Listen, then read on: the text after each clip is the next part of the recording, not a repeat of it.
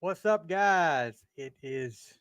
Well, it's been a while, and now I'm back again for a little while. I just want to tell everybody I'm still around, and hold on, we got a message coming in. I did not know this. What is this? Hold on. Okay, never mind. Anyway, I am back. Um, Wanted to come on. This year's been a rough year. I will tell y'all that. That's all I'm gonna say. You know about my dad passing, and that's been tough. But there's been other things going on that you know I'm not going to get into that have affected me, and it just really, guys, I just really haven't been motivated to get on here a lot like I used to. Um, Hopefully that's going to be changing. Looking at some of this, it's football season, guys. I'm going. Uh, I'm going full blast with coaching right now. We're getting ready to have our first game on Friday night. Northeast Academy. We're going to host in Community Christian at 7 o'clock right here in the big metropolis of Alaska, North Carolina. But yeah, it's just been a downtime for me, guys, and that's all I can say.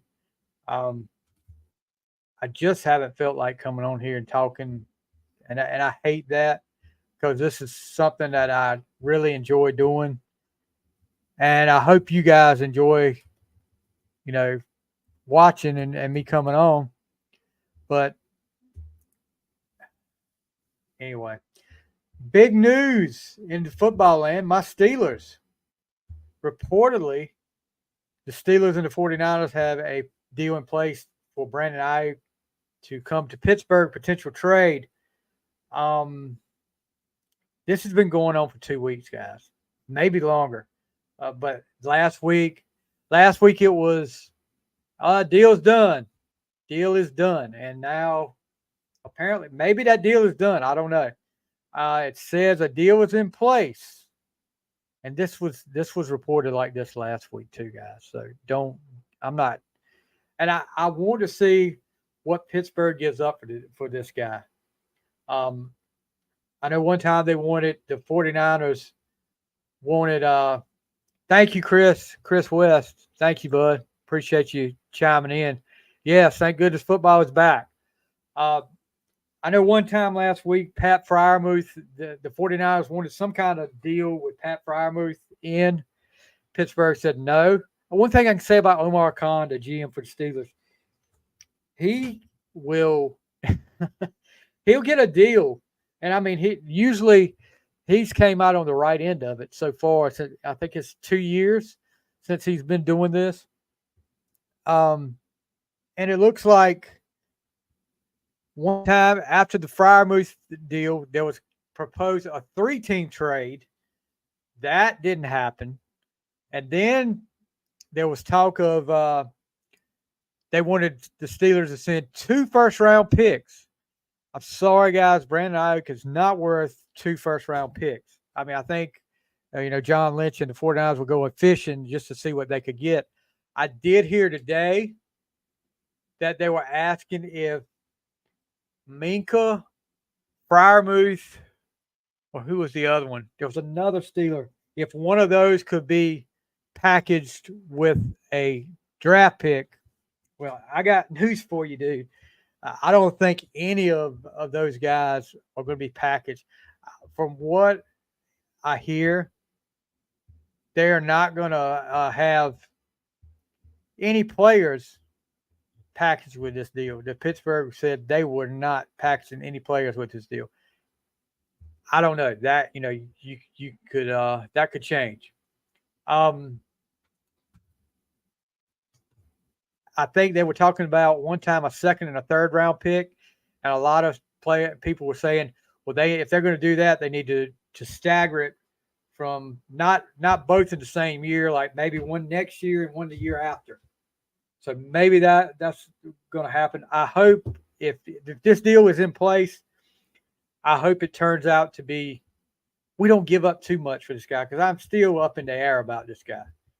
We've got, and I know we need help in the wide receiver room, but you don't want to give up too much for this guy. Really, I mean, I know he put up good numbers last year, but he hasn't put up over his career. And I mean, he may have a high ceiling, but I'm just wondering how high a ceiling this guy's got. But yeah, that's going on. Of course, the opening weekend, full weekend of preseason was last weekend. And man, let me tell you guys, Thursday night, I sat back. Was it Thursday night? Thursday night, I sat back and tried to watch the Panthers and the Patriots play. And I know it was just preseason, but man, and I missed football because I must have missed football because I made it through like 2 quarters, a half of that game. That was an ugly game. 3 and outs for, I think the whole first quarter was 3 and outs on both sides of the ball. I maybe exaggerate a little bit. I don't know, but it seemed like every possession was 3 and outs. Those 2 teams are bad. I mean, they're just bad. Patriots are bad. Panthers are bad. I'm sorry, Panther fans. Good Lord, they're in my state, and I will pull for the Panthers against some team, most teams except for a couple. But they look bad. There's don't seem to be I don't know if the rookie wide receiver Leggett or whatever his name is was there or not, but it's not good. It's not good in Carolina or New England. Drake May did not look good. What can you say? And I know I'm talking about sports, and we got the on the fly banners up there, so just excuse me. You just have to deal with that. I'm getting back into the swing of things, guys. Pittsburgh played Friday night against Houston. Justin Fields gets the start. Russell Wilson did not play. Justin Fields fumbles 2 snaps. And I don't know if that was both players took the blame. I don't know if that was Herbig's fault. He hasn't played center. He usually plays like guard. That was his ideal position. I don't know if that was his fault or Fields' fault. 2 snaps that were fumbled under center. It's time to get it out preseason. I know it's preseason. It's going to be kind of ugly, especially the first game. It was really sloppy on the offensive side of the ball for Pittsburgh. The offensive line didn't look great. Fautano, I think that's Fautani. I think that's his name, our first round draft pick on the offensive line. He gets hurt, a minor MCL sprain, but they say he will be ready for the open regular season game against Atlanta. And from what I heard, he will be the starter. I'm kind of surprised that they already after one game, they named him the starter. But evidently they saw something in him, and we're going to go ahead and put him out there. Corey Trice in the secondary, he missed the whole rookie last year, missed the whole regular season with a knee injury. And that's been one I want to keep my eye on because I've said all along, we kept talking about we need help in the secondary. We need help in the secondary. And I said Corey Trice may be the answer if he's healthy. Didn't have a great camp, but he looked good the other night. Zach Frazier, the rookie center we drafted in the 2nd round, I believe, when he came in the ball game, granted he was going against mostly backups, but the line looked good. Chris, good question. If you go back as far as like the 80s, when the Redskins won the Super Bowls back in the early 80s, I think every year in the 80s when they won the Super Bowl, they lost every game in preseason. Now, Pittsburgh last year, Pittsburgh last year went undefeated in preseason. Their offense looked like they were going just like that. They looked sharp. Yeah, you saw how that turned out. Kenny Pickett looked really sharp in preseason, but preseason is what it is, guys. It's preseason, and it gets a little worse every year because excuse me, because it becomes like a tryout for some of these guys that won't make that team. That's what more this is. You're going to get some of your starters in there just to get the rust off, a little bit of the rust off, but they're not going to be in there long. Just like I think it was Sunday's game against the Rams against the Cowboys. Stetson Bennett, the Rams quarterback, I believe that's the first time, and I mean that I've seen it. I ain't seen this first time it's ever happened, that a quarterback has played the entire preseason game, and everybody wanted to talk about Stetson Bennett this, Stetson Bennett that after the game was over with. You look at his stats, though. Yeah, he threw the game-winning touchdown. And that goes to show you, with a quarterback especially, it's the last thing you did that people remember. The last play is what they remember because he threw 4 interceptions in that game. And all everybody wanted to talk about was Stetson Bennett threw the game-winning touchdown. And I'm like, yeah, he threw 4 interceptions too. So, but I don't know. I mean, preseason, there's a reason why they want to. They're cutting back on preseason, and like I said, it's just basically after the first 3 or 4 drives, especially, it's going to be a tryout for players that are going to get cut for other teams to see it, and they want to see all these guys out there. I mean, you look at some of the guys that made it because of preseason that went on to become superstars in the NFL. And the first one that comes to my mind is Terrell Davis. You remember the great Hall of Fame running back for the Denver Broncos. He was a glorified preseason find because he was playing special teams. He got noticed because he played great special teams. And then they put him out there a little bit more. Look what it turned into for him. I mean, that's the first one that enters my name off the top of my head. That may be something we need to look into. I've got some feedback coming from somewhere. That may be something we need to look into for a future episode. Is preseason. Let me look that up right quick. I'm sorry if y'all were hearing some feedback, something going on with my mic.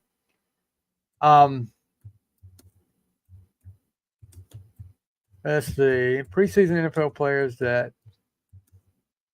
made it big.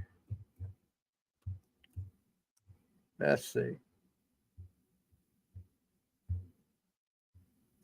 I don't know about this. This is just saying for this year. Let's go ahead and look at this. NFL players who shine. Every team's highest grade player from the first week of preseason. Let's see. Arizona Cardinals, Leighton Houghton, who was a guard. Let's see if anybody Ravens, Tyler Hunt. Is this last year?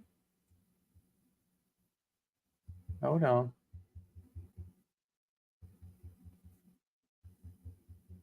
Maybe not. We'll see.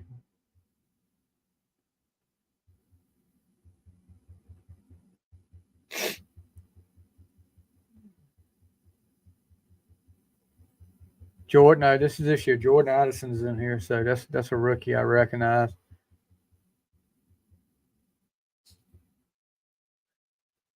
No, this is last year. Why they put this up here, I don't know. I don't know. I'm having a problem. Chris West chiming in again. Preseason is basically a tryout for players who don't have guaranteed contract. And you know another thing now you got to realize too is the whole whatever it's called now, the old USFL that comes around. Some of those teams are looking at this training camp too.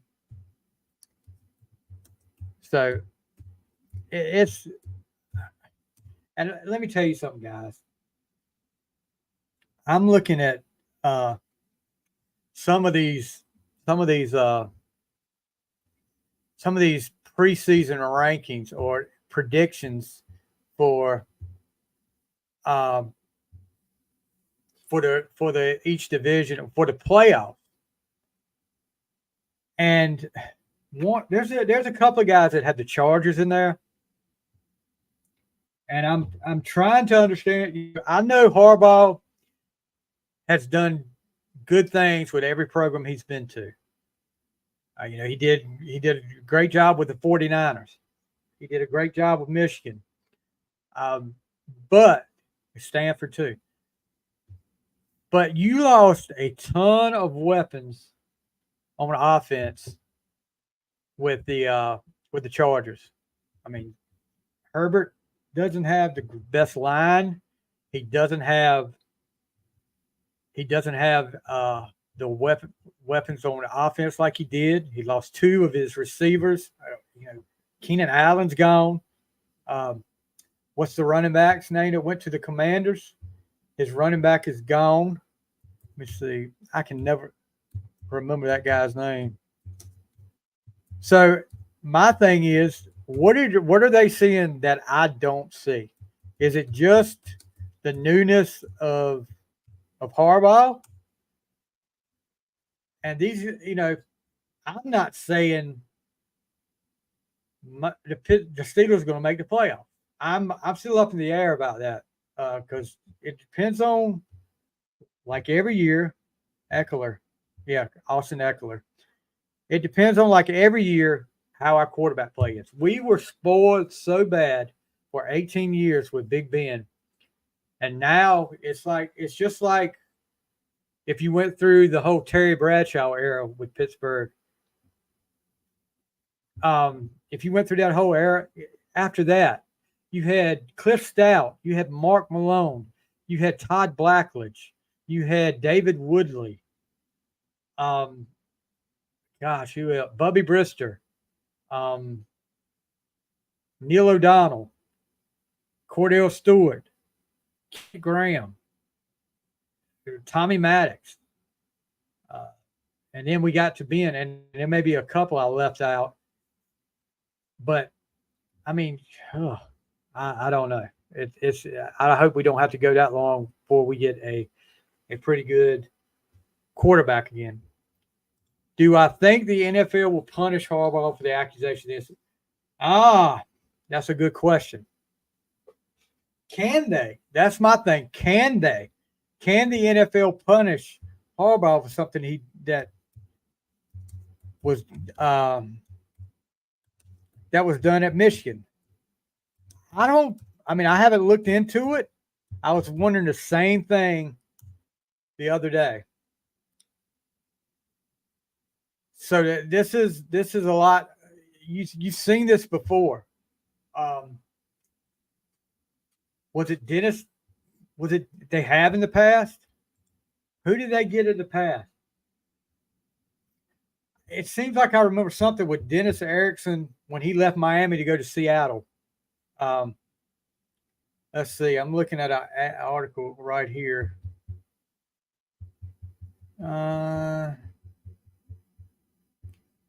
Harbaugh might not be safe from an NCAA suspension if he made the jump to the NFL. The league is unlikely to make itself a safe harbor. Strong possibility Harbaugh would need to serve some or all of any possible suspension. And this was wrote back in a while back. So who did they do in the past? Because you always used to that was wrote in November last year. This was wrote, let's see, 19 hours ago. So let's see what this one said.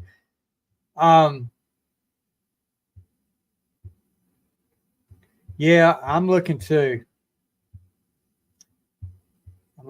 But it seems like most of the time when you saw a coach getting ready to make that jump in the NFL, and then all of a sudden, all these accusations started coming.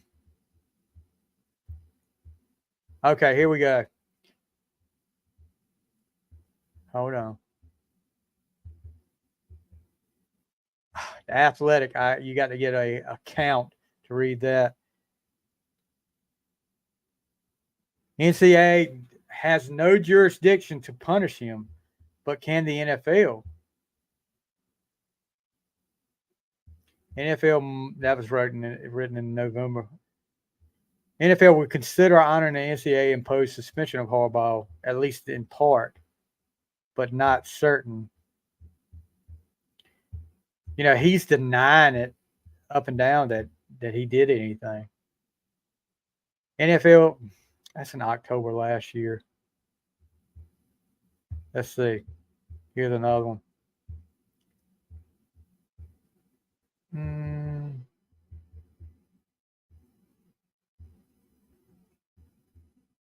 He's been suspended for 6 games. Let's see.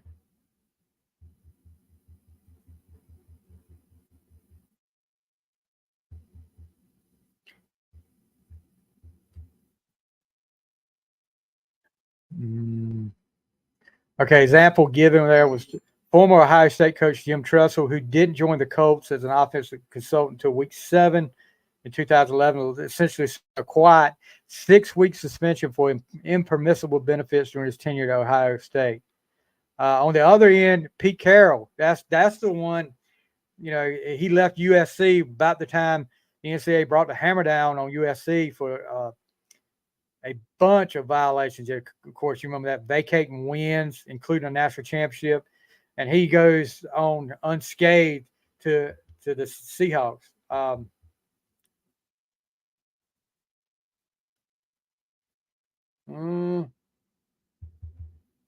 It doesn't look like they're saying I guess they're saying there's a possibility. Whether or not he does, it's still up in the air. I guarantee if there's a way to get out of it, they'll get him out of it. So, what else is going on? We're just going to talk. I guess we'll just talk the sports world. Did any of you watch the Olympics? The Olympic basketball gold medal game. I got home from work. It was in the third quarter. And I kept up. I haven't watched a lot, but I kept up with what was going on. Who was doing what in there. And I guess the people that vote for MVP are drinking the LeBron Kool-Aid too. Because how do you give MVP to that guy when he didn't lead the team in scoring any games? He had no impact. He got dunked on. He got posterized in that gold medal game.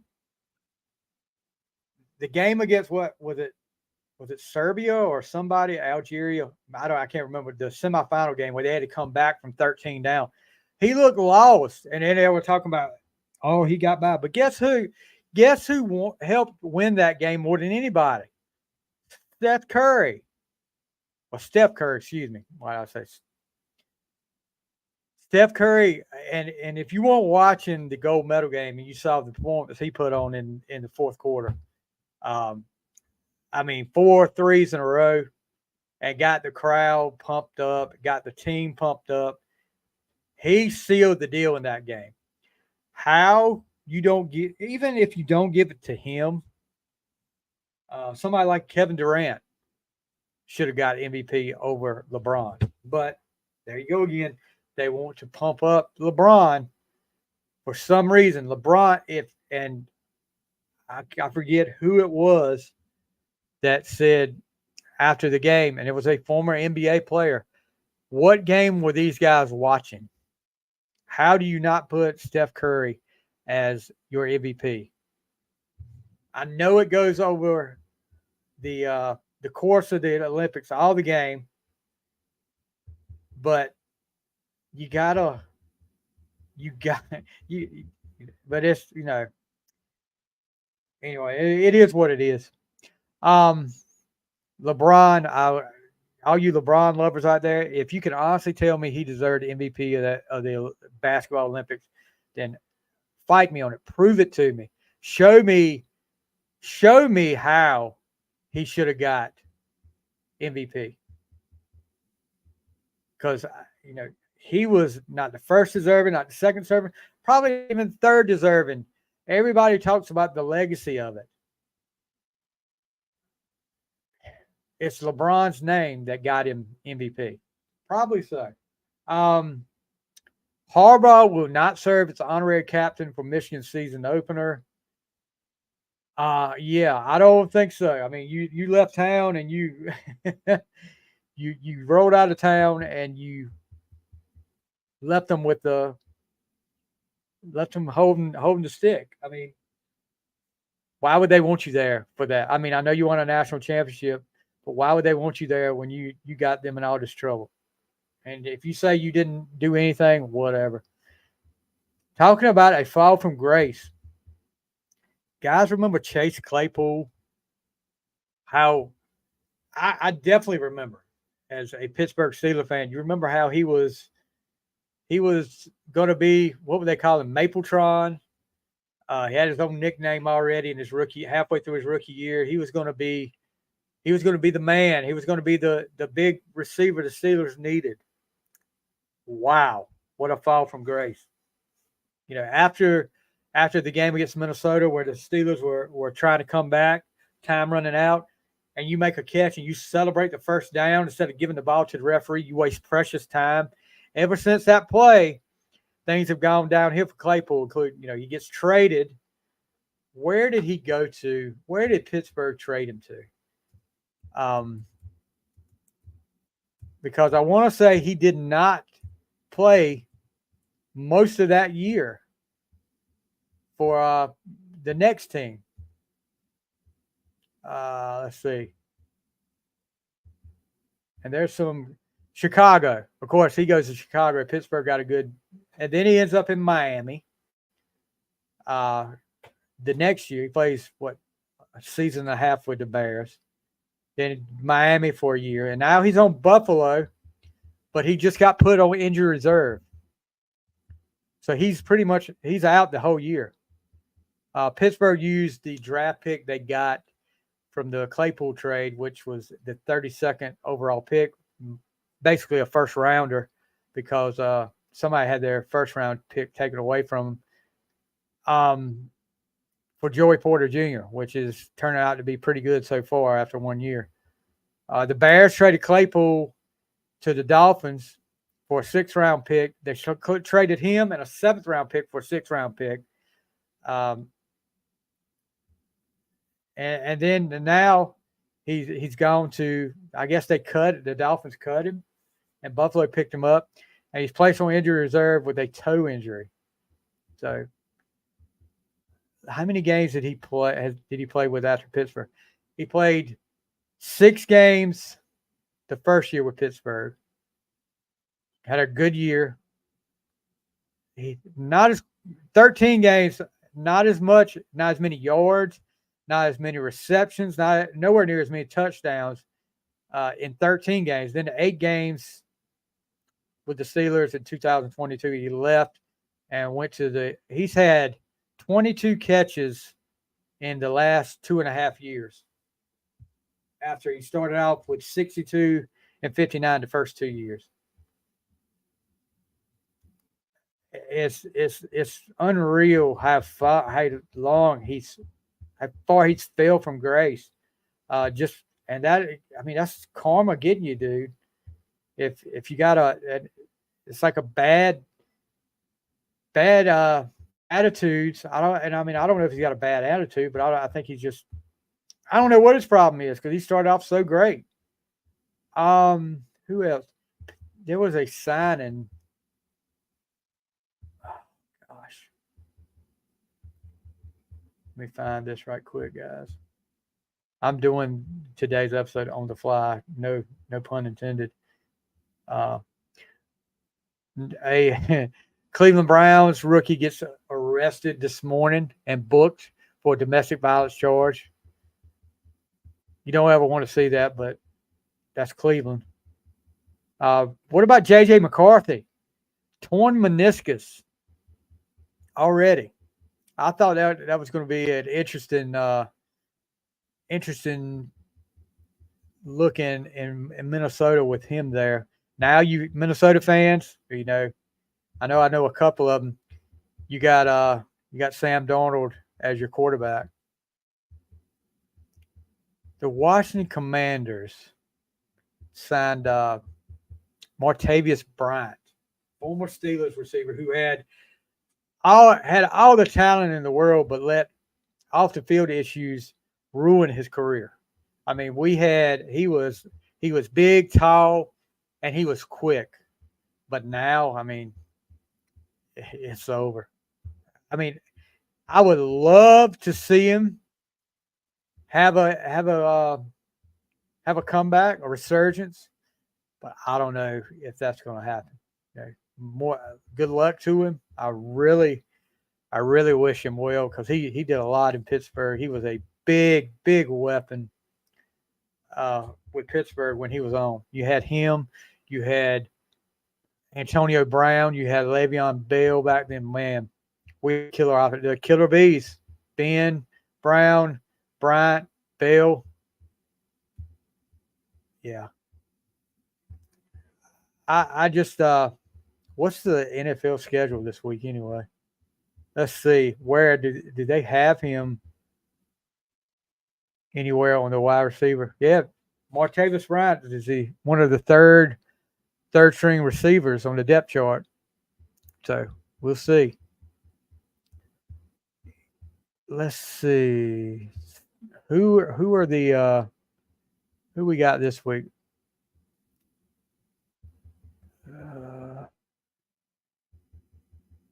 Is there a Thursday? Of course, I got to hit this.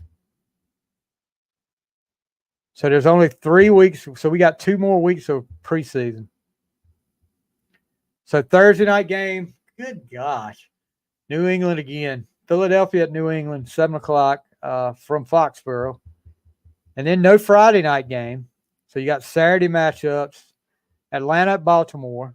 Cincinnati at Chicago. New York at Houston. Detroit at Kansas City. Could that be a Super Bowl preview right there? Minnesota at Cleveland. Seattle at Tennessee. Arizona at Indianapolis. Washington at Miami. Buffalo at Pittsburgh, which I hear Russell Wilson will be starting that game. The Jets versus the Panthers. The Rams and the Chargers. Tampa Bay, Jacksonville, Dallas, and Las Vegas. Then your Sunday games are Green Bay and Denver, and the Saints and the 49ers. Where did I miss the Giants at? Oh, they play Houston. So, Jody Taylor. Hello, Jody Taylor. How are you? So that's what's going on pretty much, guys. But yeah, I'm going to try to get back on here more. I've actually got something going on tonight. It would not be live, but it's interview with another up and coming podcast that I've been wanting to get on here for a while. We're going to do that tonight, so we'll get that out as quick as we can for that episode. But it should be interesting. But anyway, guys, Chris West, thank you so much for chiming in. All you guys that are watching, stick with me, guys. I'm not giving up on this podcast on either one, the final score or on the fly. We will be back, and I'm gonna try to do it more now. Football season's here.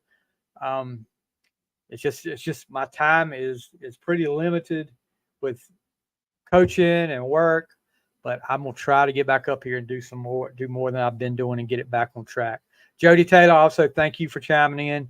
You guys have a great rest of your day. I'm getting ready to head off to football practice, and like I said, we'll be back. Well, you won't have to be able to see us tonight, but look forward to. Also, check out the latest episode of On the Fly that I just put out yesterday with the Hutchinson brothers. They're a country music duo, and they're actually brothers. out of Tennessee, and they are Cowboy fans. I won't hold that against them. You'll hear some of our back and forth as a Cowboy and they're Cowboy fans and I'm Steelers fan. Yeah, we had a little back and forth. Maybe we'll get them on the fly or the final score for some football talk. But anyway, you guys have a great rest of your day. We'll see you next time on the fly and the final score.